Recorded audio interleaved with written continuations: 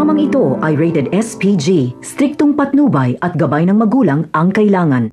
Planado ni Roberto ang lahat. Sinadya niyang hindi manalo si Don Gustavo para mawalan ito ng posisyon at hindi na ito ang tagapagmando sa kanilang pamilya. Ang gusto ni Roberto ay siya na ang masusunod, pero malabo ito dahil matigas ang ulo ni Miguelito. At dahil mayor si Miguelito ay siguradong hindi siya magpapakontrol kay Roberto.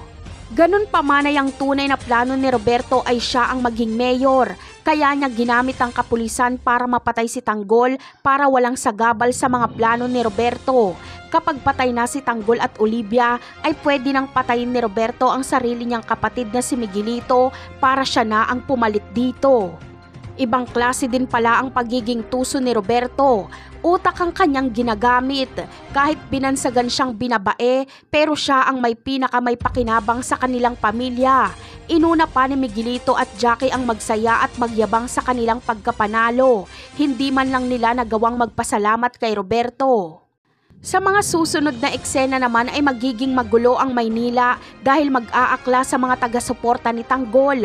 Alam nilang dinaya si Tanggol kaya magrarally sila para patalsikin ang mga gerero. Habang si Tanggol naman ay balik sa dating gawi. Magtatago siya kasama si Ramon, Marites at ang kanyang mga kaibigan.